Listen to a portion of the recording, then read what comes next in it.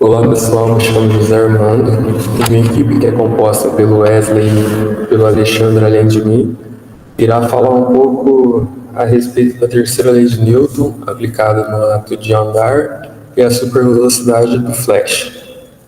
É com grande satisfação que dou início a essa apresentação, cujo objetivo é discutir a terceira lei de Newton, um dos pilares fundamentais da mecânica clássica e suas manifestações tanto no cotidiano como no simples ato de caminhar, quanto em cenários fictícios e extraordinários, como a supervelocidade atribuída pelo Flash em séries e tal.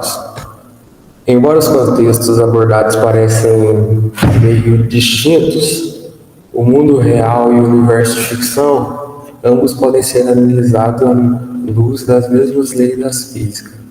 Compreender como a terceira lei de Newton, já que os dois cenários nos permitem expandir nossa capacidade de interpretar fenômenos e fortalecer nossa intuição científica.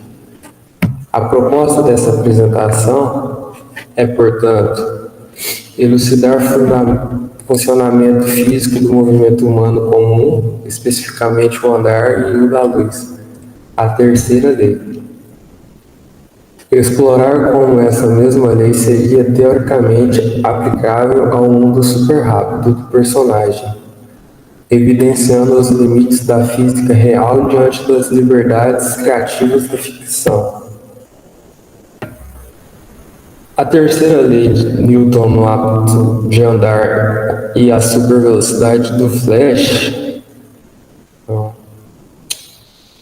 A terceira lei de Newton aplicada ao ato de andar e a supervelocidade do Flash. A aplicação da terceira lei de Newton ao ato de andar e ao movimento sobre-humano. O ato de andar é uma atividade motora funcional. Contudo, sob o ponto de vista de física, trata-se de uma operação sofisticada, sustentada por interações contínuas entre forças internas e externas, com base direta na terceira lei de Newton. Ao caminharmos, recebemos uma força para trás sobre o solo.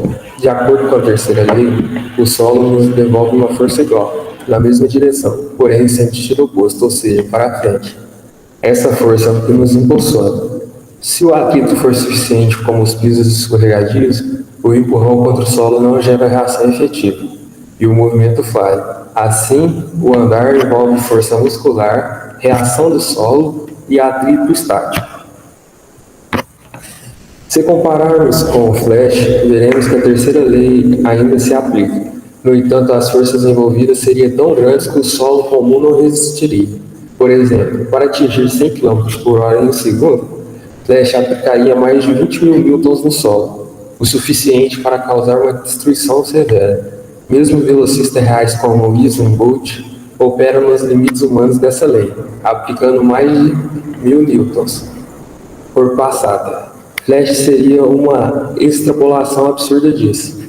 A terceira lei permanece válida, mas os efeitos se tornam incompatíveis com a realidade física, a não ser que a ficção introduza elementos sobrenaturais, como a chamada força de aceleração. Olá, me chamo Alexandre e eu venho por meio deste vídeo falar um pouquinho sobre as 3 leis de Newton, para complementar o que o José Armando falou no vídeo sobre como elas interferem no personagem da série Flash. Bom, as 3 leis de Newton. Isaac Newton, um dos maiores cientistas da história, formulou 3 leis fundamentais que explicam o movimento dos corpos. Essas leis são essenciais para entender como os objetos se comportam quando estão em repouso, em movimento ou quando sofrem ação de forças. Primeira lei, lei da inércia. Conhecida como a lei da inércia, afirma que um corpo tende a permanecer em repouso ou em retilíneo uniforme, a menos que uma força externa atue sobre ele. Isso significa que, se nada interferir, um objeto continuar parado e um objeto em movimento continuará se movendo na mesma velocidade e direção. Um exemplo é quando as pessoas estão no ônibus, no mamute, e o mamute por algum motivo freia bruscamente. aí as pessoas que estão dentro dele em pé tendem a ir para frente, porque um objeto em movimento tende a permanecer em movimento a não ser que uma força atue sobre ele. Bom, essa é a primeira lei de Newton. E a segunda lei de Newton, com o princípio fundamental da dinâmica. A segunda lei explica como a força está relacionada à massa de um objeto e à sua aceleração. Sua fórmula é F igual a m vezes a, onde F é a força, m é a massa e a é a aceleração. Isso significa que, quanto maior a força aplicada, maior será a aceleração. E quando maior a massa, mais difícil será alterar o movimento do corpo.